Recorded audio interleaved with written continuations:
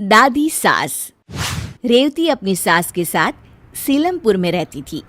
रेवती के बेटे गगन की शादी कुछ ही दिनों पहले निधि नाम की लड़की से होती है। निधि एक दिन अपने पति गगन के साथ जा रही होती है। तभी वहां उसकी सास रेवती आ जाती है। रेवती देखती है कि निधि ने सर पे पल्लू नहीं रखा होता है।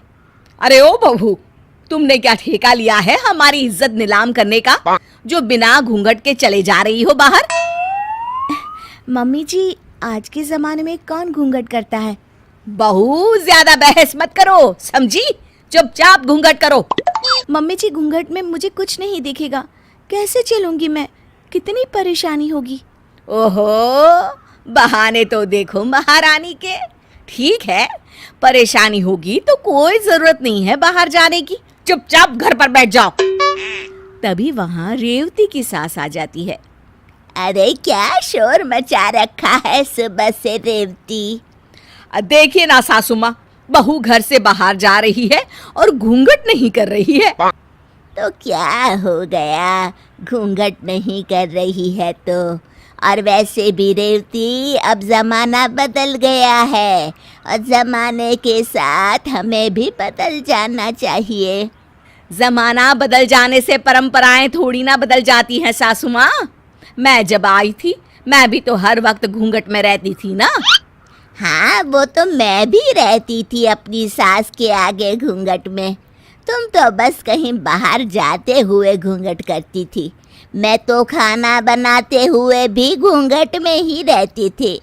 पता है कितनी तकलीफ होती थी।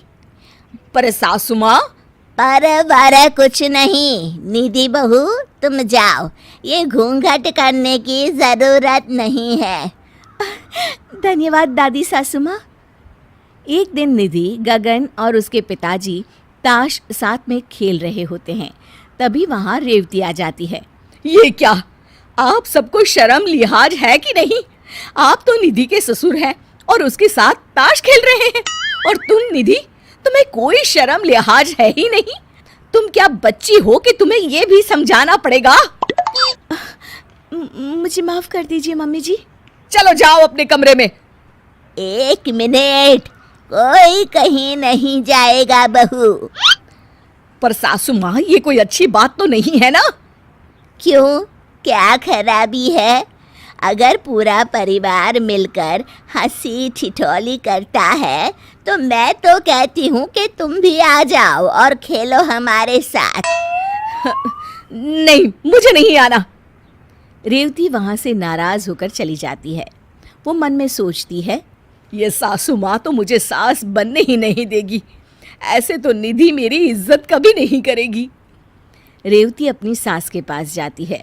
सासू माँ, आप तो मुझे सास बनने ही नहीं दे रही हैं। आपको ही अगर सारे फैसले लेने हैं तो बहू तो मेरी इज्जत कभी नहीं करेगी। दादी सास बड़ी ही शांति से मुस्कुराकर जवाब देती हैं। ठीक है बहू, तू आज से सास बन जा अपनी बहू की। मैं कुछ नहीं कहूँगी आज से, ठीक है? रेवती ये सुनकर खुश हो जाती है और निधि के पास जाती है। सुनो बहू, आज से तुम्हें नौकरी पर जाने की कोई जरूरत नहीं है। पर मम्मी जी, दादी सास ने तो कहा था कि... तुम्हारी सास मैं हूँ बहू, तो तुम वो मानो जो मैं कह रही हूँ, समझी? कोई जरूरत नहीं है कल से काम पर जाने की। रेवती वहां से चली जाती है और निधि ये सुनकर दुखी हो जाती है। दादी सास ये सब देख रही होती है और उन्हें एक तरकीब सूझती है। रेवती बहू, कहाँ जा रही हो? सासू माँ, वो महिला अध्यक्षा की मीटिंग में जा रही हूँ। कोई जरूरत नहीं है जाने की। पर क्यों सासू माँ? मैं तो महिला अध्यक्ष की सदस्य हूँ और मेरा जाना बहुत जरूरी है। हाँ, पर मैं तुम्हारी सास हूँ और मैंने कह दिया ना कि कहीं नहीं जाओगी तुम। नाम हटवा लो महिला अध्यक्षा से अपना। हाँ, ये सासू माँ को क्या हो गया है? आज तक इन्होंने मुझसे कभी इस तरह से बात नहीं की। दादी सास वहां से चली जाती हैं और रेवती भी उदास होकर अपने कमरे में चली जाती है। शाम को रेवती और निधि खाना पका रही होती है। तभी क्या बन रहा है आज खाने में? सासू माँ, आज हम दाल चावल बना रहे हैं। बस दाल चावल? आज दाल चावल नहीं पकेंगे। आज तुम घिया के कोफ्ते और साथ में भिंडी की सब्जी और गरम गरम रोटी बनाओ। अरे लेकिन सासू माँ, दाल तो मैंने चढ़ा दी है। तो दाल वापस उतारी भी तो जा सकती है ना बहू। हमारे यहाँ किसी चीज की कमी है क्या जो सिर्फ दाल चावल बन रहे हैं? तुम भी ना रेवती काम चोर हो गई हो बिल्कुल। सासू माँ, आपने मुझे कामचोर बोला? रेवती के आंख में आंसू आ जाते हैं। हाँ बोला कामचोर, तो इसमें झूठ क्या बोला? लो अब आंसू बहाकर पति से शिकायत करेंगी महारानी। रेवती रोते हुए अपने कमरे में चली जाती है। सुनिए जी, आप सासू माँ से बात कीजिए, पता नहीं उन्हें क्या हो गया है। मेरी बहू के सामने मेरी आज उन्होंने इतनी बेइज्जती की है, क्या बताओ।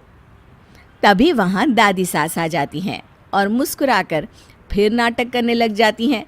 लो और सुनो, देखा सच कहा था ना मैंने कि मेरे बेटे से शिकायत करने जाएगी। हे भगवान, मेरी तो किस्मत ही खराब है। ये दिन भी देखना पड़ेगा, मैंने तो सोचा ही नहीं था। तभी रेवती कमरे से बाहर आ जाती है। सासू माँ, आपको क्या हो गया है? आप ऐसे क्यों बर्ताव कर रही हैं मेरे साथ?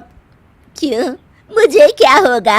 हुआ तो तुझे है बहू रानी, जो मेरी शिकायत कर रही थी मेरे बेटे से।